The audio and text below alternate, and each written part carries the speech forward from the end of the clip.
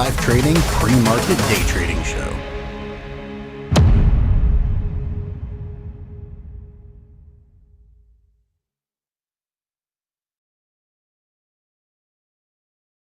All right, what's up, traders? Hope you're all having a fantastic morning. What's up, YouTube? Hey, Keith.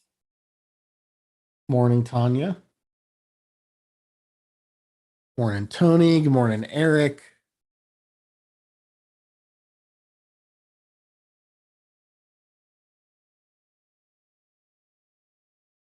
Morning, Albert, Dustin, Yasir. Morning, Doug. Morning, Joe.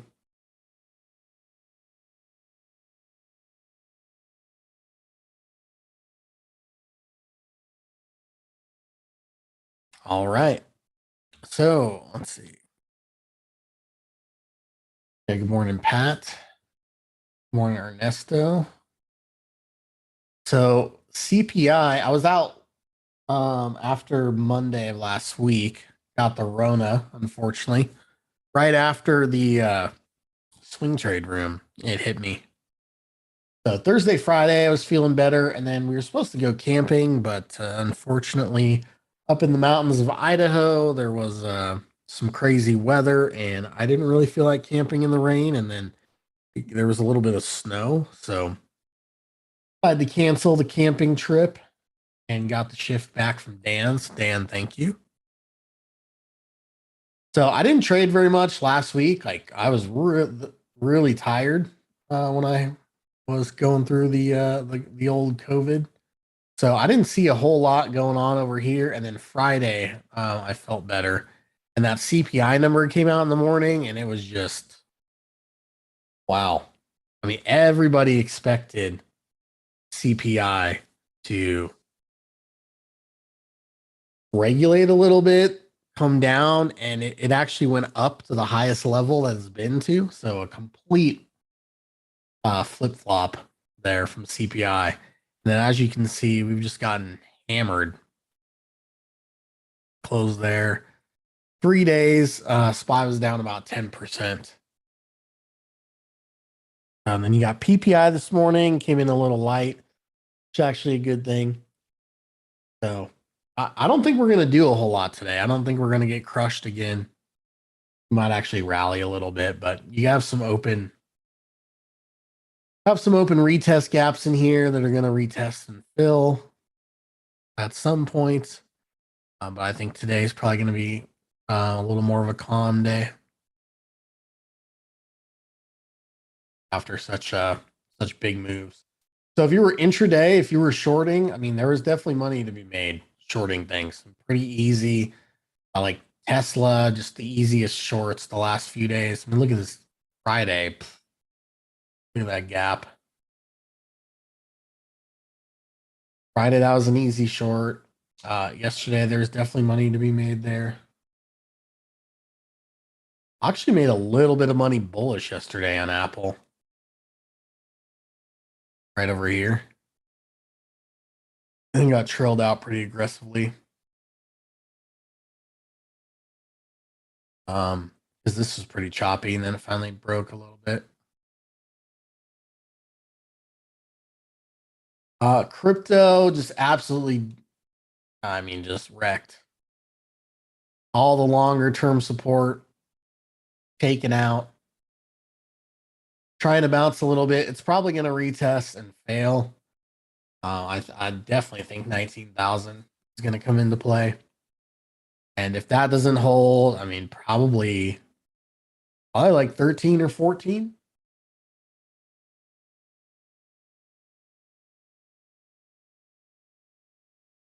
And then Ethereum just getting crushed. I think Ethereum might make it back into like 830.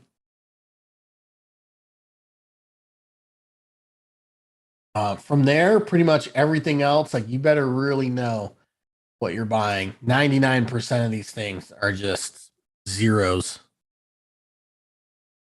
Doge is a zero.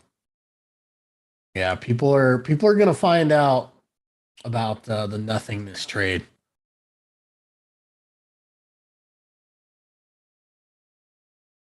and I don't think it's gonna be good. Coinbase laying off 18% of its workers. It was trying to bounce here, but now that's showing, hey, usually the mark it goes up on that because it's like, oh, they're gonna save money, but does that just show that it's like this industry is about to go into another long winter? I think the diamond hands are gonna get really tired.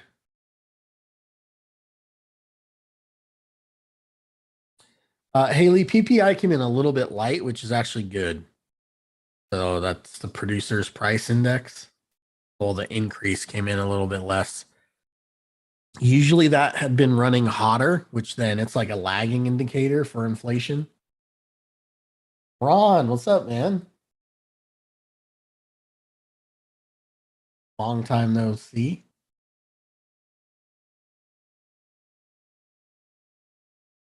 But yeah, crypto's looking pretty rough. The other thing is the credit markets looking pretty bad. Here's AGG rolled over, made a new low. Here's high yield. Huge move the last few days. I mean, look at this volume on HYG coming into the COVID low over there. So I think Revlon filed bankruptcy. So it's probably going to be a couple more bankruptcies. Some of these, like Peloton and crap like that. No one's coming to save this thing. This this is like they're going to go bankrupt, or maybe someone will buy them for like $1 a share or something. I don't know. Remember when Jimmy Chill was yeah, pumping these things? Does that usually affect the market? PPI not too much, but it helped it a little bit. At least stabilize, not go lower. But PPI, I don't think it's going to do a whole lot. Everyone's waiting for the Fed tomorrow. So Fed meeting tomorrow. Everyone, initially was like, hey, they're going to go 50-50. 50 this meeting, 50 the next meeting. The market is now pricing in a potential 75 basis point hike. They should do that. I don't know that they will. I think it's one of those things that the Fed is trying to act like they know what they're doing, and that they have a plan and they're going to stick to it, and they're going to raise 50 and then 50 more, and then wait and all this stuff. When it's like, realistically, they don't know what they're doing. No one knows what's going on. So yeah, I know everyone likes to have like faith in like our institutions, but they don't know what they're doing, just like anyone else. Nobody has a crystal ball.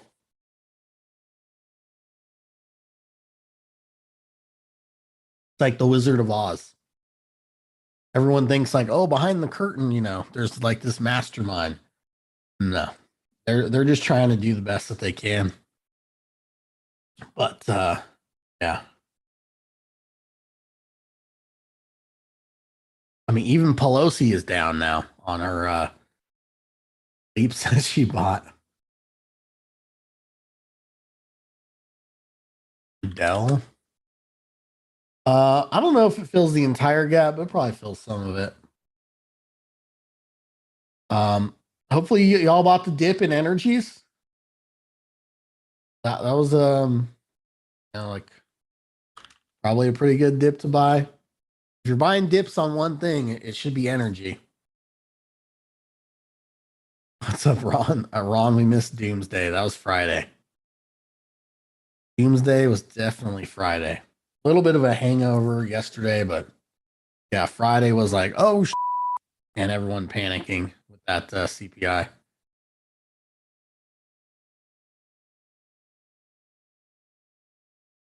Anna says, "What's the best energy to buy?" I mean, you could buy XOM, you could buy CVX, you could buy Oxy, you could buy Devon. I mean, just any of them. If or you could just do XLE if you don't want to pick one. Yeah, this oil's not going down.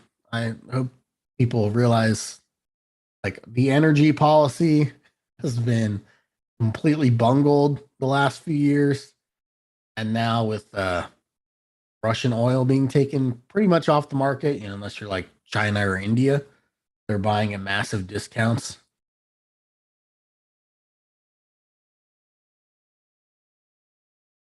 So yeah, energy it's gonna keep getting worse.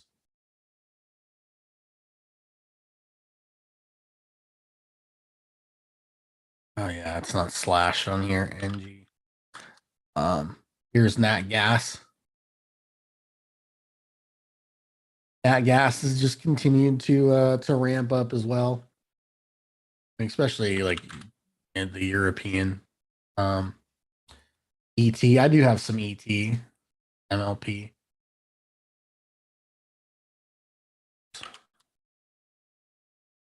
Yeah, I think the energy dips are viable because I think it's just going to get more expensive. Going to get more expensive. And then remember when Italy and Greece were going to like fail and all that stuff was going on? What was that back in 2013, 2015? Sovereign debt crisis in Europe. Yeah, it's back. Italian bonds are cratering. So we have that to look forward to. Lots of positive news out there. FedEx raising their dividend. Now, this is a nice move, but I would definitely wait for a pullback. I wouldn't come in and just start buying already up $17 a share. If you're in FedEx, I would sell a little bit into this rip and then try to reload. Maybe back down into like 212 or something. But FedEx raising their dividend. Oracle, again, you got to go look at valuation wise, like, and take a look at stuff that's reasonably valued. A Ford PE of 12 on Oracle. Like that, people are going to look to buy that. It's got a little bit of a dividend. No one wants companies that lose money right now. So those are having nice days. And then, yeah, like energy is going to bounce back a little bit. Boeing, I mean, just getting absolutely creamed. I'd steer clear of this one.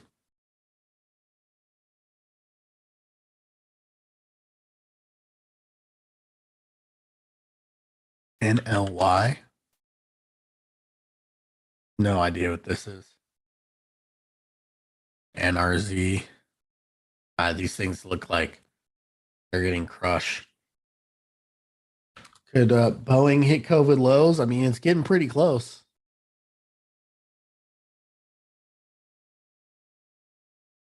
What do I think of Tesla now? I think Tesla's going to go lower. I think this is the stage 4 decline. And yeah, I think it's going to come into like 500. I mean, it could even come into like the fours. For a day trade, I mean, you might be able to go bullish on a day trade, but right now it's an inside day gap, probably a little resting day, but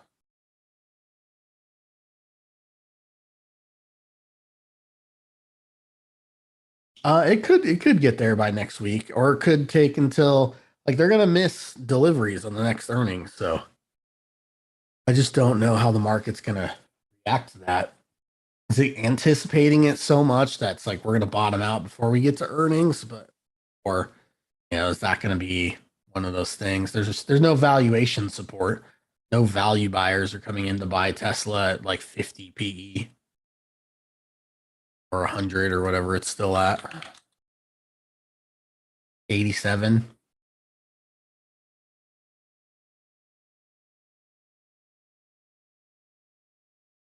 They are going to have to take a write down on their Bitcoin.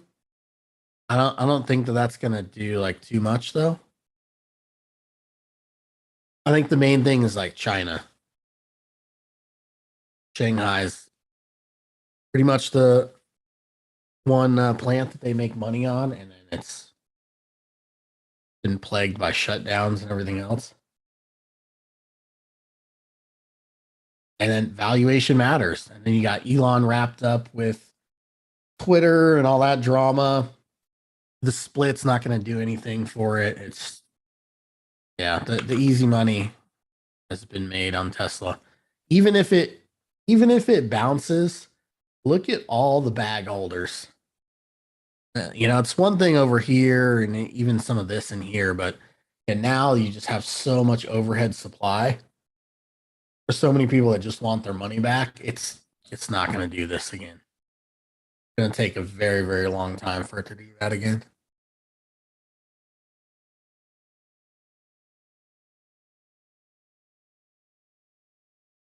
Archer Daniels. The one thing I don't like about Archer Daniels, you got this lower high here.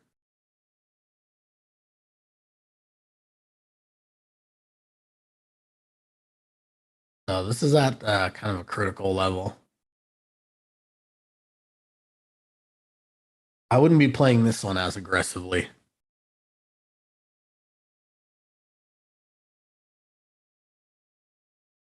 See if it'll bounce right in here. If it can bounce in here, and start to head up, then maybe you could. I think there's going to be a lot of channel trading going off, where we start to form these just wide ranges, and you can kind of like buy low and then try to sell high, back into the range, and then flip and go short, etc.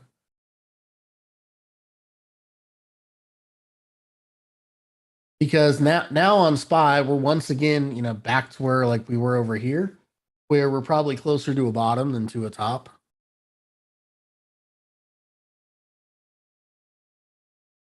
Because even if you say, oh well, we're gonna go to 350, like that's only 6% away.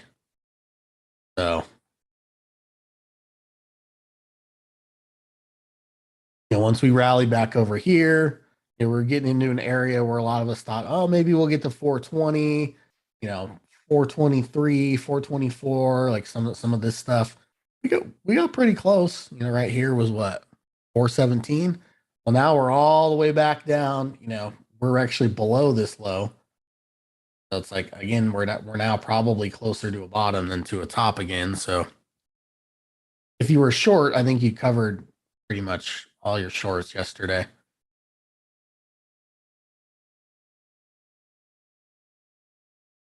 I'm not adding shorts now.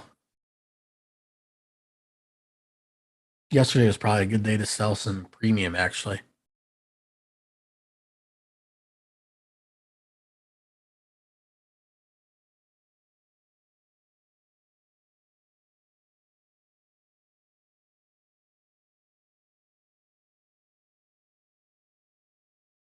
On Malad says on the SPX 500, how do you draw your fib consolidation to the low?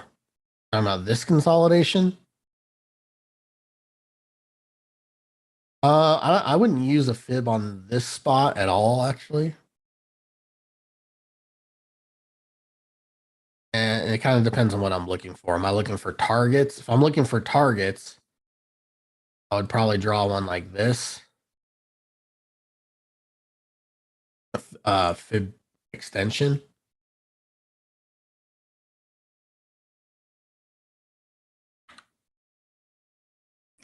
If I had to draw a retrace, probably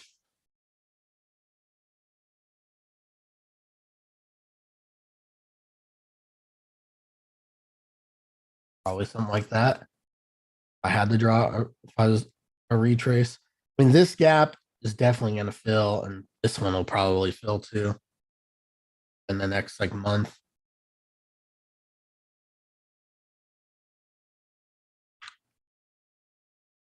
Those are some pretty big gaps. So, especially this weekly one. Rate hike is tomorrow. So noon my time. That's what, 2 o'clock Eastern. 2 o'clock Eastern, we will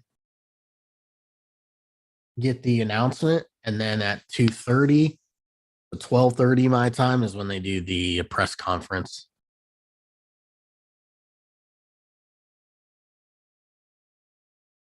Yeah, I started at where the direction changed. So I wouldn't just take like this particular high. I would start like over here where the direction changed.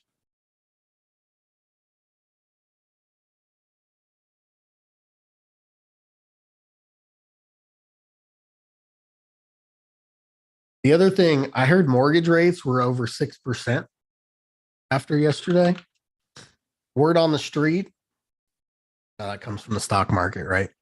The street is that mortgage-backed securities are like essentially no bid, like no one wanted to buy mortgage-backed securities. And so that does to rates, makes them go higher. Because if no one wants to buy it, the yield has to go up, which means the price has to go down.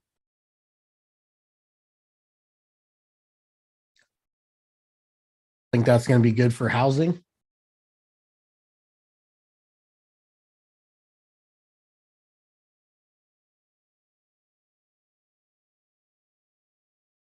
I'm going to go with no. Good for cooling, yeah.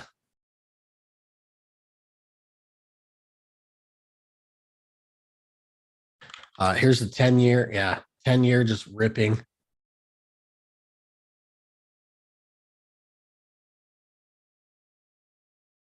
Yeah, just don't get too excited to buy the dip on housing because it could get a little bit worse before it gets better.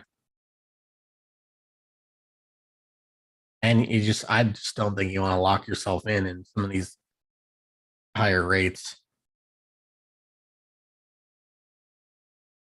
But I mean, heck, 3.3% for 10 years guaranteed, no risk. I mean, that's like, it's starting to get there's the whole Tina trade. If there's no alternative, I think that's kind of over. There's starting to be some alternatives. Look at the dollar, by the way. USD just ripping.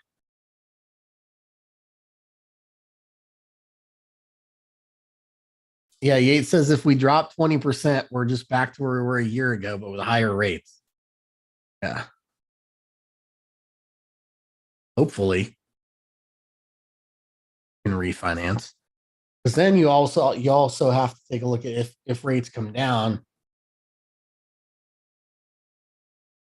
what happens if prices aren't there to refi, depending on how much you pay, how much you put down. If DXY goes up, that is bad for generally. If the dollar is going up, that means that U.S. stocks are going down. Yeah, yeah, yeah. The spy, like the stock market, is the tail. It's getting wagged by the dog of rates and the dollar, etc.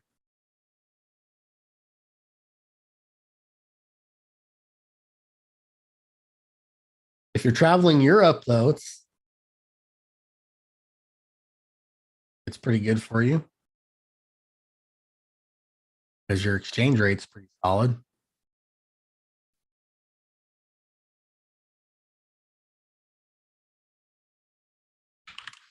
Yeah, I think some of these gaps are gonna fill over the next week or so. Maybe we'll just keep plunging with the rate stuff tomorrow. Powell, screws up.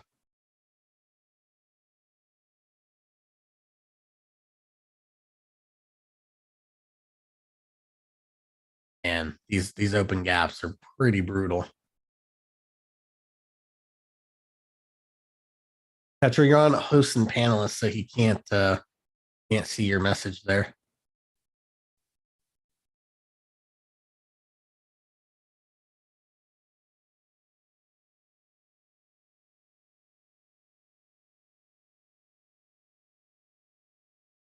You got to switch it to everyone on your chat pane. Yeah, Oracle, nice gap up, although it's pretty large. I think it fades a little bit. Same with FedEx, and then energy. I think you could look to trade some energy stonks today. Probably bullish.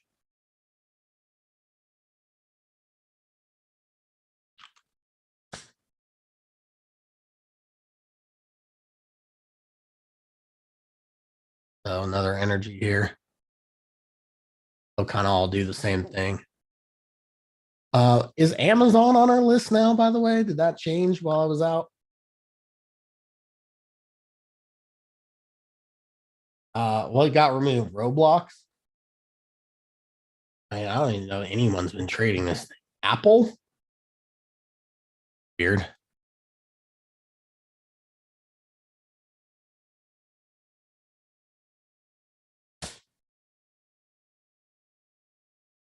I mean, they're kind of going to do the same thing, but I think as far as qualifying, actually Roblo is going to qualify.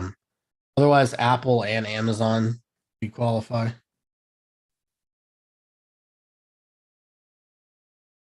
Yeah, I didn't make that decision.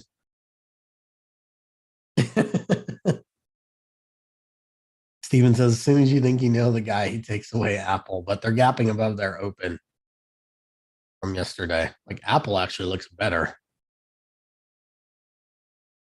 And it's kind of stabilized.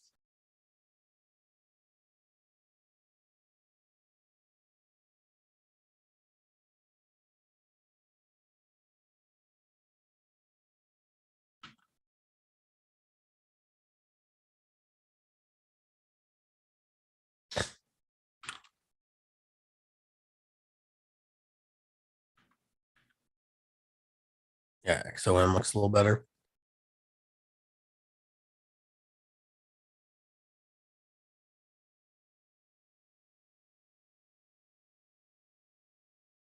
Yeah, I'm just wondering, did we like back test it or we just randomly decided to pick Amazon?